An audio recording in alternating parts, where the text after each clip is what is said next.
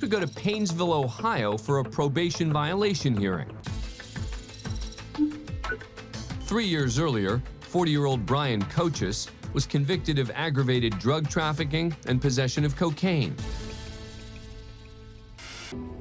He was initially sentenced to 30 months in prison, but after serving just 8 months, he was placed on probation for 5 years, with the condition he undergo regular drug and alcohol testing.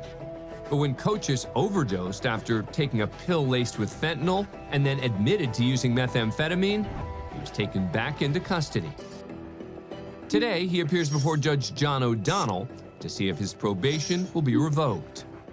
Coaches is represented by attorney James Matthews. Mr. Coaches would like to waive his right to both a probable cause and final hearing and a plea of guilty to the violation. Is that what you want to do? Yes. All right, I'll accept your guilty plea and find you guilty. So what's going on here? Well, I screwed up. Where were you getting the meth? A couple of my friends that I know. Okay, who are you getting the meth from? His friend, I know. So let's. Hold on. Okay. This seems to be the way you like to deal with things. And now you're not telling me the truth. Okay, now wait a minute. I'm not done yet. I'm sorry. You were here on February 2nd of 2022, and I sent you to prison for 30 months. Yes. You were here on October 27 of 22, and I let you out of prison and put you on community control for 5 years. When you started testing positive for meth at the probation department, you told them it was your Wellbutrin that was making you test positive. At first, And was. you kept that up. Yes. And you kept that up, and you kept that up until the result went off the chart on a test. And then you finally admitted it. Right? Yes. Up until then, you weren't admitting it, right? You figure out what you want to do, how you want to live your life. Talk to Mr. Matthews.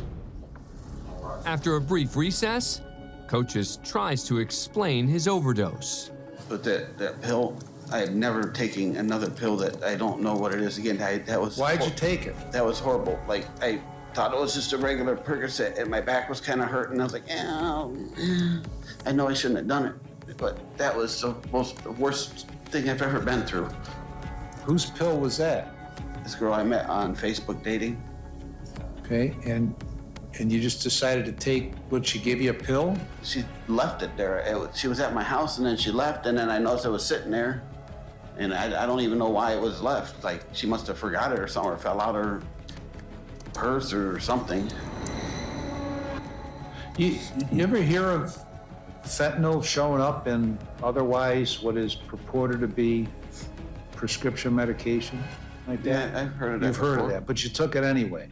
Well, I didn't think it was. I mean, I thought. Well, how did you know it wasn't? I didn't. You didn't, I didn't. okay? I didn't. Why don't you stop being so selfish? This whole thing is about you being selfish. Knock it off. Why don't you grow up?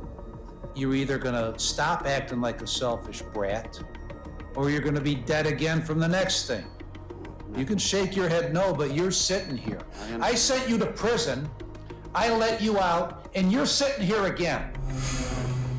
Because you're a selfish brat. I don't want to do it no more, no. Then don't do it no more. I'm not going to. If you don't want to do it, then don't do it. The judge decides to give Coaches another chance, allowing him to remain on probation as long as he stays clean. But just a month later, Coaches violated his probation by testing positive again and was sentenced to 35 days in jail with credit for 26 days time served. Thanks for being a fan of CourtCam. Subscribe to A&E to never miss a new video and catch full episodes on aetv.com.